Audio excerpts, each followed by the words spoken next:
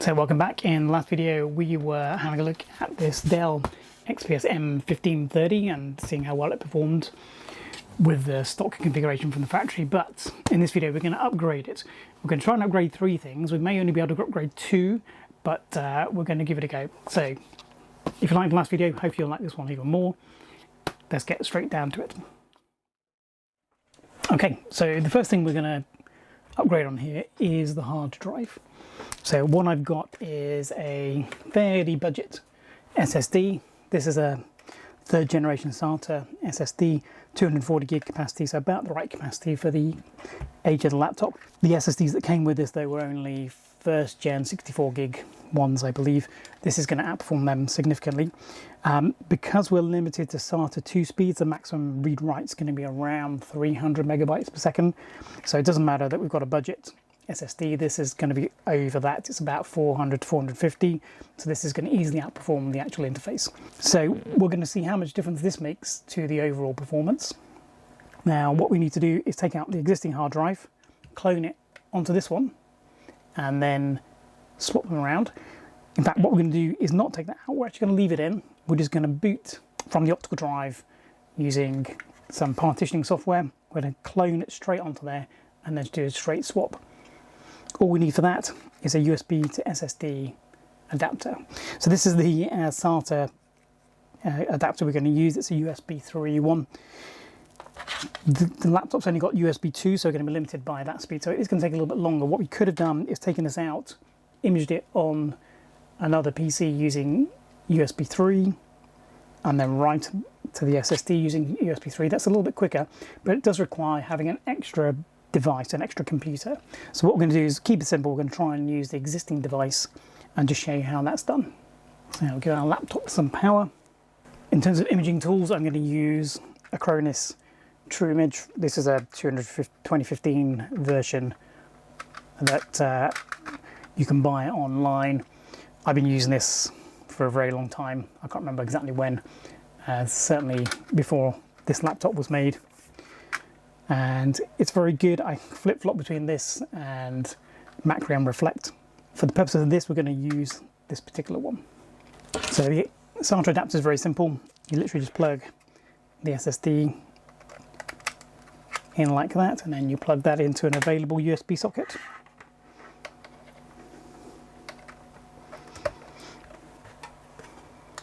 So let's put the optical drive in. So on this particular laptop, I'm going to press F12 to get a boot menu. So it's preparing to boot off the boot chooser rather than directly from the hard drive. You can alternatively set the BIOS to boot from the CD by default. So here's our boot menu, so we're going to choose the optical drive. So Acronis is the company that makes True Image. They also make some other stuff. True Image is basically a backup software, but it's a kind of sector-based rather than file-based backup. And their most recent offerings from about 2015 onwards started using cloud backup. But prior to that, it was mostly backup to local media like hard drives, etc. But what it also allows you to do is do a clone of a hard drive. So that's what we're going to do today. Same functionality exists in several other pieces of software. So Acronis obviously is a commercial closed source cloning tool. There are several others, but there's also a couple of open source ones as well. And in fact, this does run on, it doesn't look like it, but this is a version of Linux that's running here. So what we're going to do is go to Tools, we're going to clone the disk. Okay, so we're going to clone. So it's gone for automatic, in which case it's taken the unallocated empty SSD, which is 240 gigs, and it's going to copy the existing internal hard disk onto that, and it's going to resize the partitions at the same time so the disk is full, because the hard disk that's in there is only 160 gigs. You can choose some options if you want. You can exclude certain folders from your hard disk to make it a little bit quicker. We don't need to do that, we're just going to go for it. So there are 3 partitions to copy. There's the Media Direct partition, there's the normal Windows partition, and there's normal Windows System partition. Now that's going to take a little while over USB. So we've got these two options. We can either restart the computer when we're finished or shut down the computer when we're finished. So basically we're going to get it shut down automatically, then we'll know it's finished. In a minute we're going to get a progress update, and it will tell us how far through we've managed to get. You can see the indicator light on the USB adapter is flashing. That means it's either reading or writing to that disk. So it's showing a little bit of progress. And it says that there's 16 minutes left.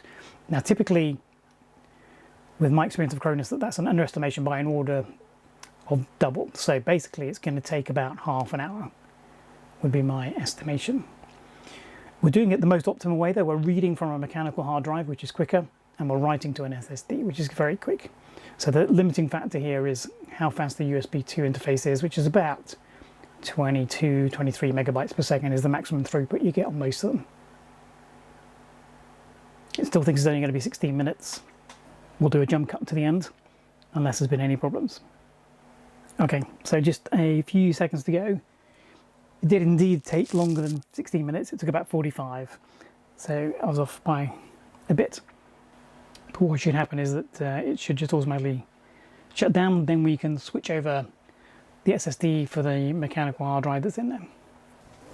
Okay, so we've imaged the drive onto there. Let's take out the hard drive on the existing caddy and switch them out. Now a common problem when doing this is that the SSDs typically are very, very thin, 7mm. And what you often find is that on these older laptops, the hard drives are a bit thicker, and sometimes they don't fit in very well. Depends on the design of the caddy.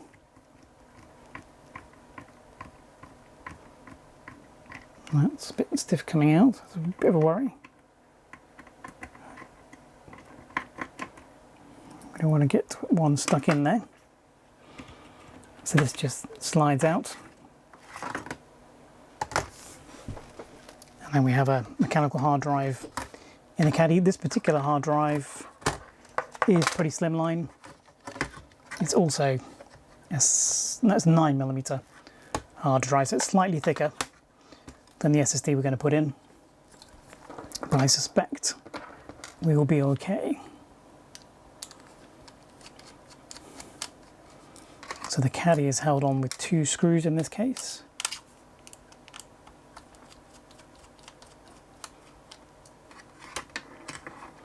And it's not so much a caddy, it's just a faceplate with some clever mouldings to make sure you get things in the right place.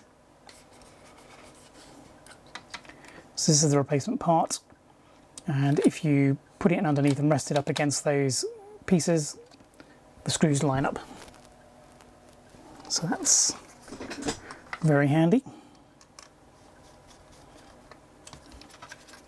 That means there's a good chance it's going to go in fully lined up.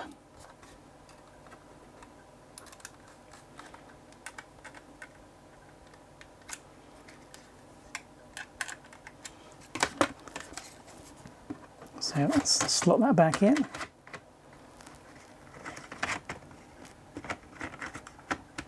And that doesn't feel like it's hitting the connector. There we go. Now it's hitting the connector.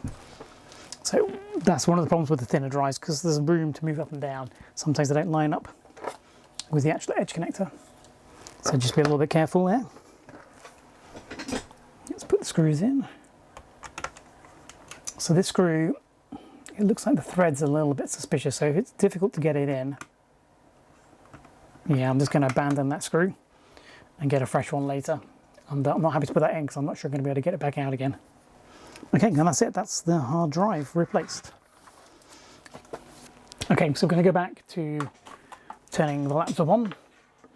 So what we're going to do is we're going to go into the BIOS just to make sure that the settings have taken. And on this machine, that's by pressing the F2 key. This is the BIOS. You haven't seen this yet, but this is the standard BIOS from Dell from around this time. So here it has recognized the hard disk. So we should be good to go. So let's escape out of here. Now, because we've cloned the hard drive, it should just work. Oh, we've still got the optical drive in. Now, it's not a problem because in the Acronis tool, the third option under default on the boot menu is to boot just off the hard disk. As you can see here, we can boot straight into Windows from here, in theory. Let's see if that works. It is working. Let's just eject that so we don't forget it for next time.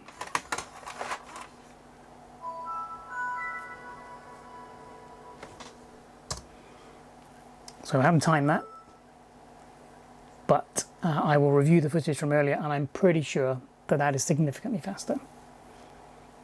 I'm pretty sure it took about 2 minutes before, and that was less than a minute.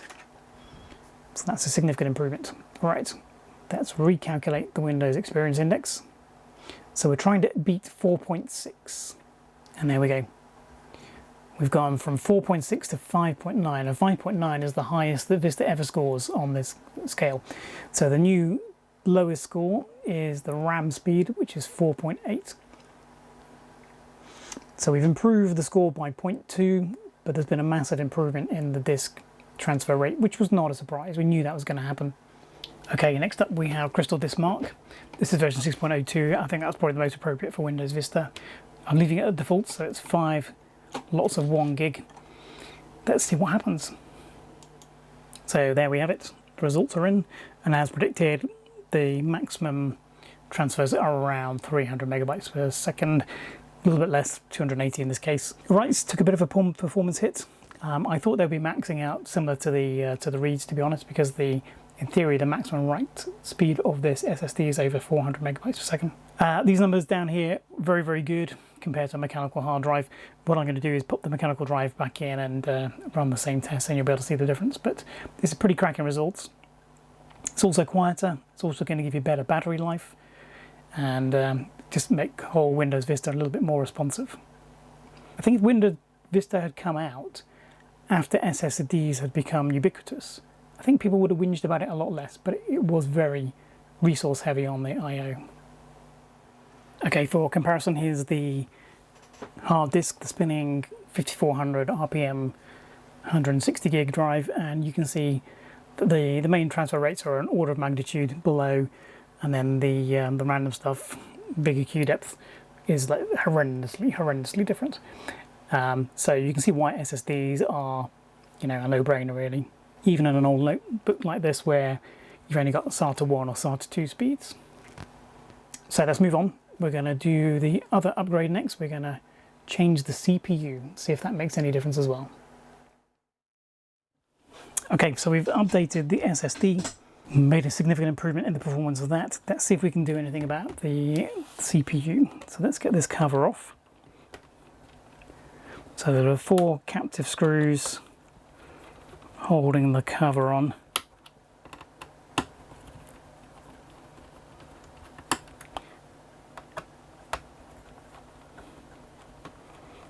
And then there's an additional screw here, which isn't captive, but you do need to get that out to be able to take this cover off. We should also take the battery out. Let's do that. Obviously we've disconnected the power.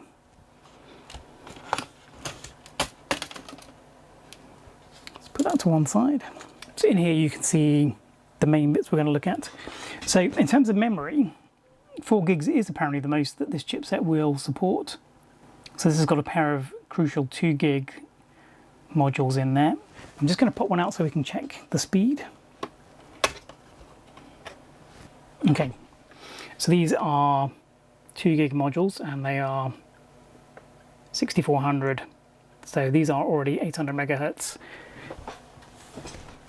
modules. That's the fastest this chipset will support. In fact, 667 is the fastest the chipset will support, so that's faster than the chipset. So we're not going to get any performance improvement by changing these for faster units. The only thing we're going to rely on then is by upgrading the CPU. Now you can't normally do that in laptops, particularly not these days, because everything is soldered to keep the depth profile down as low as possible. But as you can see from this pinky purple housing here, this actually has a socketed CPU. So what we're going to do is take the cooler off, clean out the fan, take off any thermal paste, and then we will change that CPU for something very slightly different.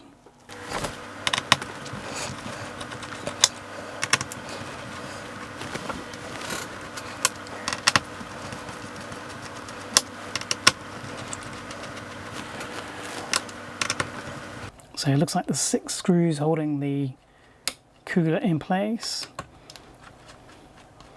4 around the CPU, 2 around this chip. Not sure if that's the graphics chip or the chipset chip. There's also going to be the fan header, which needs to come out.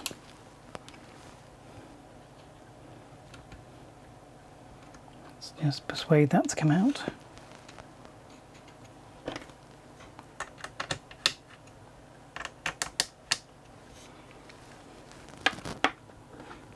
Oh, there's one more here. I couldn't see from my angle. That one's not captive. These other ones look like they should be. So it's quite stiff, so we need to open this up carefully. We don't want to use anything metallic.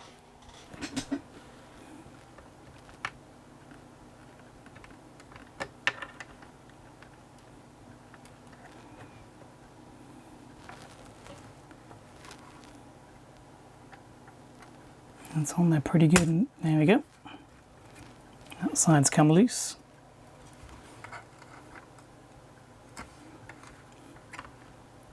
So I'm trying not to leave it onto anything on the motherboard or chipset. There we go. It's just 17 years of thermal paste. So we can take that out. And there we go. So it looks like there's a pad here and paste on the 2 chips here. So this one is the CPU and this one is the graphics card. Now, the CPU that's in there is a T9250, which is just there. It's a 2 gigahertz with a 2 megabytes of cache and an 800 megahertz frontside bus. To get it out, you just simply turn this 180 degrees. That moves the top half of the socket away and allows this to come out. And there we have it. So to replace it, what we've got here is a T9300. Okay, so that's 2.5 gigahertz.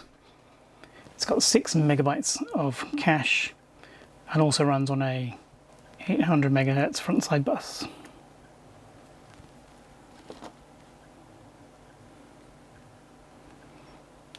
So we need to get this in the right way around, which in this case is upside down. There we go. Rotate the screw 180 degrees back again.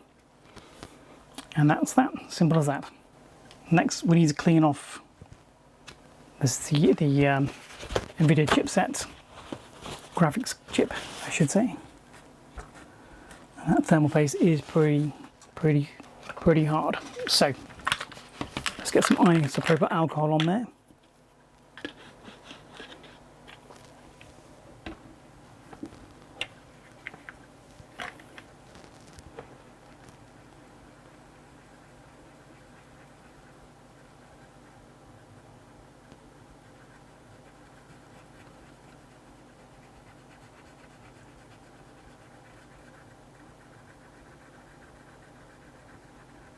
That's slowly working, just pressing very gently.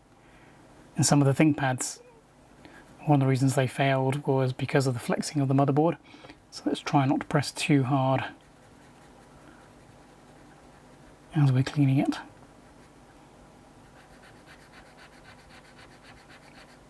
But unsurprisingly, 17-year-old thermal paste is a bit on the tough side.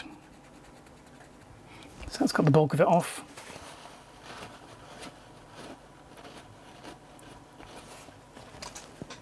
Use the clean end next.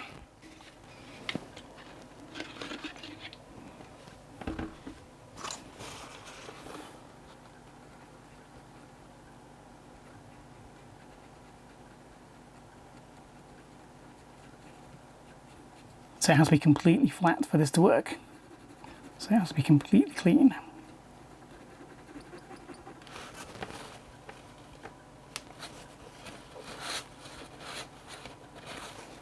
And there we have it.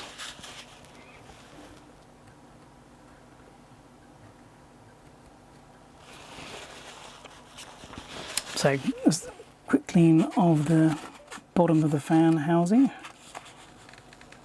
while we're in here. It's not too bad actually. I suspect this hasn't been on for a huge number of hours in its lifetime. Let's get this all cleaned up.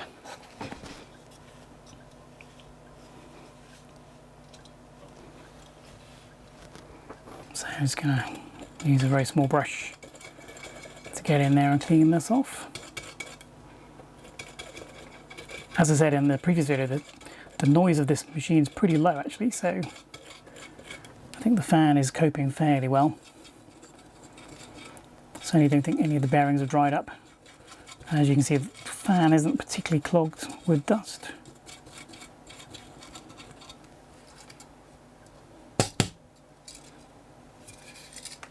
And neither is the radiator.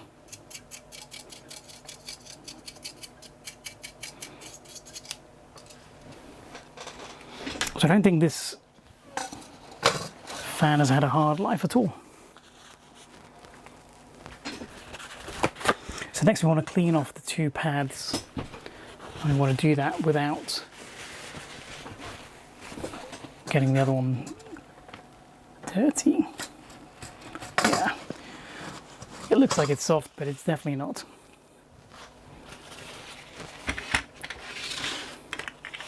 So let's get some IPA on there, dissolving it for a bit.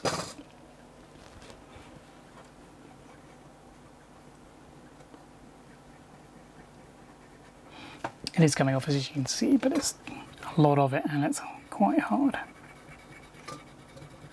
2 hours later. Getting close now, but it's taken a little while. It was very hard, as in the paste. Technique's not very hard, you just have to keep going till it's all gone. So there we go, we have a cleaned heatsink and fan assembly. Okay, thermal paste time.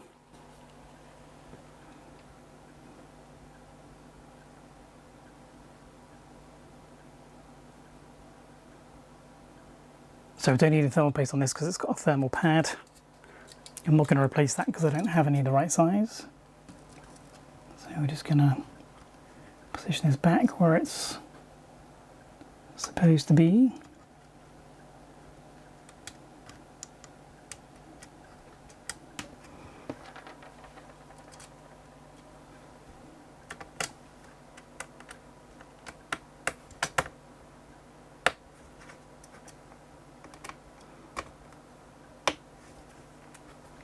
And I'm just going to put them in half tightened initially, and then once they're all in place we should have good location, and as we screw it down the thermal paste will spread out and cover the whole die hopefully. If not, the computer will stop working pretty damn quick.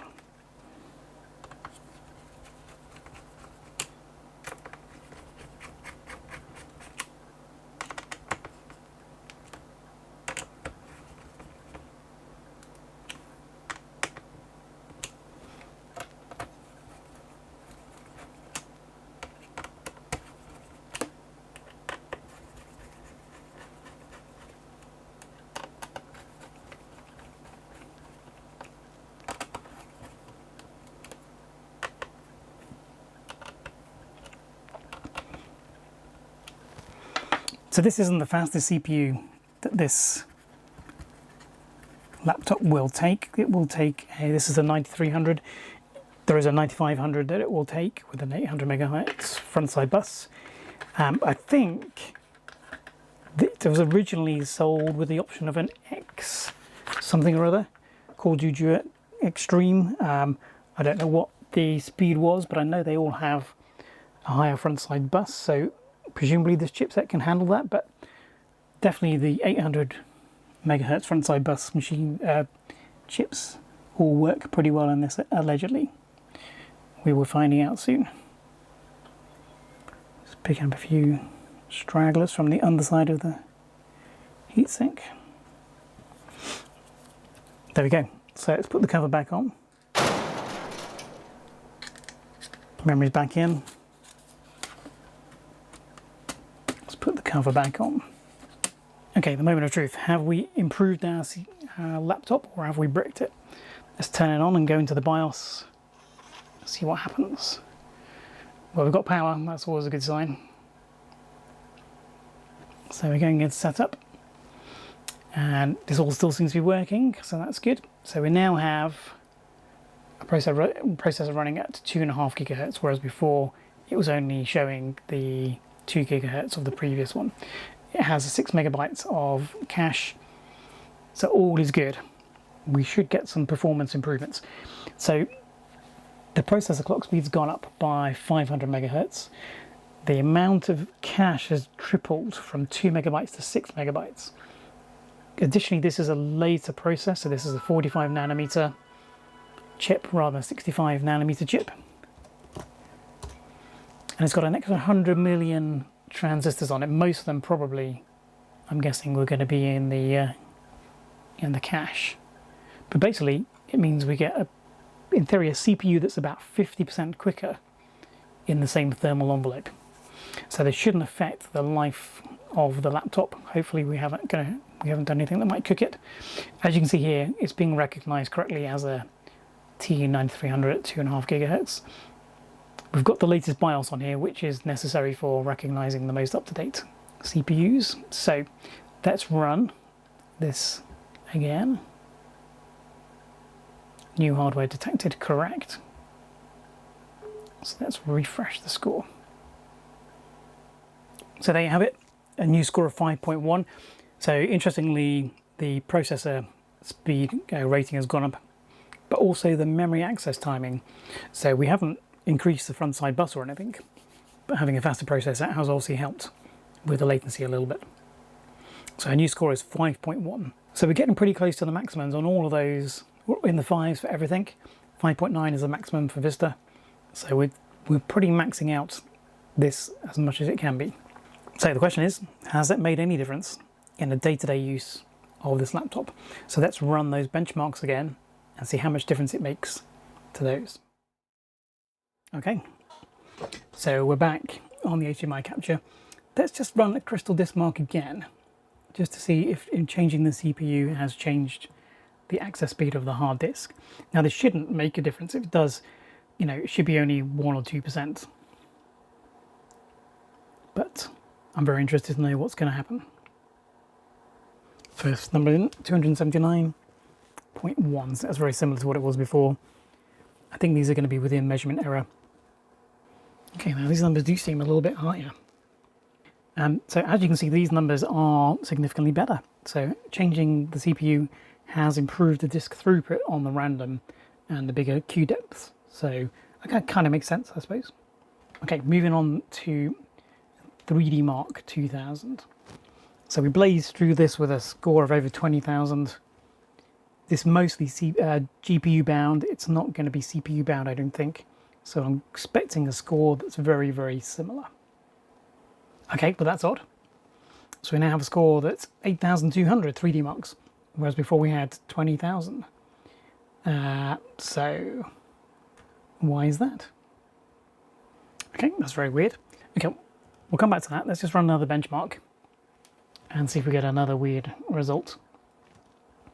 The other thing it could be, of course, is we changed the video driver, didn't we? From the 178 to 306, whatever it is. And it may be that this older benchmark is suffering a little bit. Certainly this frame rate is lower than on the run we had earlier on when we were using the previous graphics driver. So that's interesting, isn't it? And this is what I was saying about graphic driver updates. Sometimes they give you more performance, sometimes they take it away. So I'm glad we reran the 2005 and 2006 benchmarks after updating the video driver. We maybe should have done that for the 2000, 2001 and 2003 as well.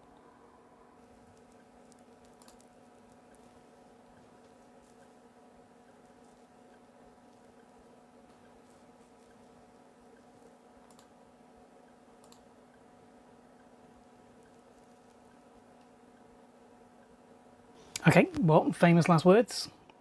It has just crashed. So, why did it crash? Did the GPU overheat? Did I not put enough thermal paste on it? I've just worked out what it is.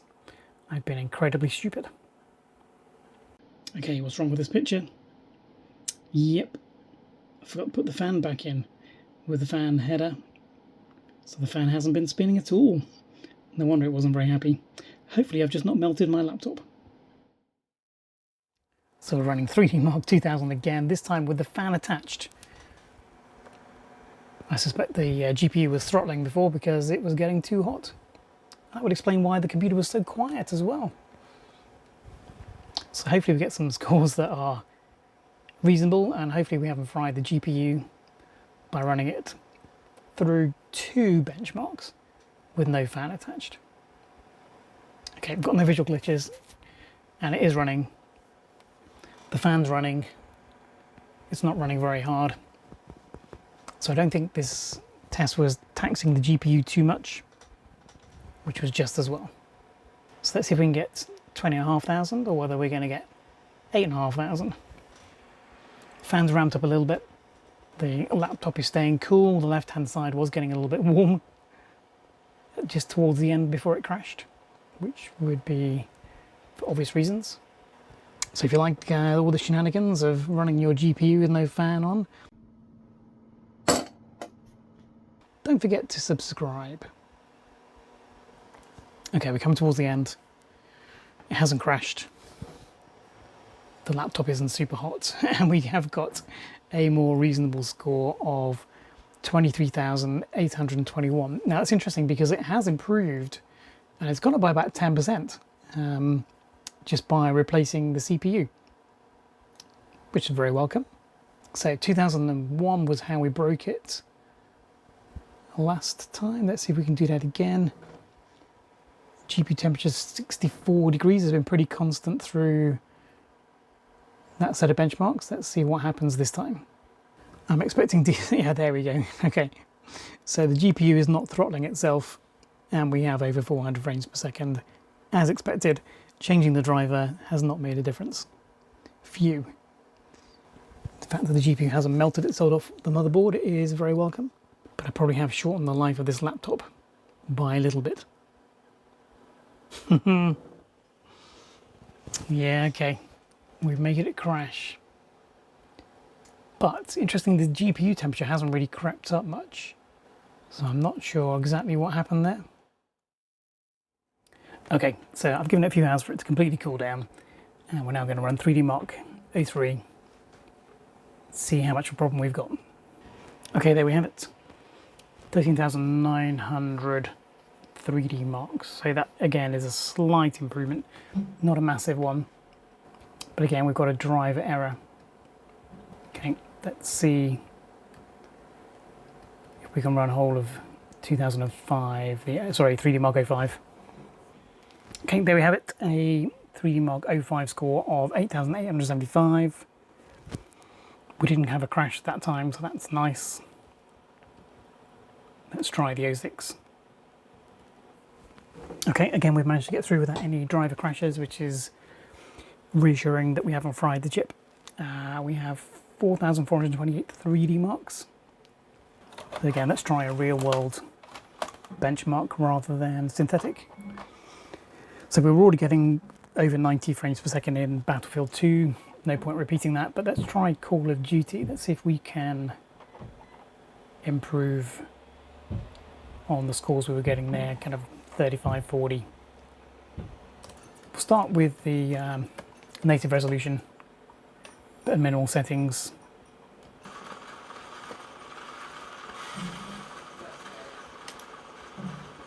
So we're getting about the same kind of frame rates, hasn't been much improvement.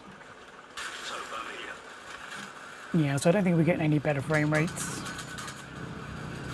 This is mostly a GPU bound game by the looks of it. Okay, so no improvement there with the CPU upgrade. So there we have it. We've done some benchmarking after upgrading. The biggest difference in terms of numbers was the hard disk upgrade. So on the Crystal Disk Mark 6.02 scores, we got an order of magnitude increase in sequential writes and reads, and we got a 2.5 order of magnitude increase in the random stuff. So massive difference there between the mechanical and the SSD, and that was borne out when you were looking at the load times for those game benchmarks. Significantly quicker when it was with the SSD.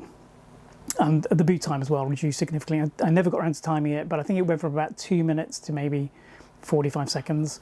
So a definite improvement there. What was also interesting is the Crystal Disk Marks also improved when we upgraded the CPU. Not all of them, but some of the kind of middle numbers in the table increased by about between 10 and 15%, which I thought was useful and very welcome. Obviously, the Windows Experience Index numbers went up, so the calculations went from 4.9 to 5.4. I don't think these are linear scales, so I'm not going to quote percentage increases. Memory went from 4.8 to 5.1. Obviously, the graphics stayed the same, but the disk went from 4.6 all the way up to 5.9, which is the maximum that Vista will score you. In terms of the 3D benchmarks, overall it scored pretty well when it actually ran. Having let the GPU cool down for a couple of hours and then running the benchmarks again, they ran without fault. So I think we have got away with not knackering the GPU. And we got something like between a 5 and 10% increase in the 2003, 2005 and 2006 benchmarks. The biggest increase is actually in the 2000 benchmark, which went from 20,500 to 23, nearly 24,000. So that was interesting.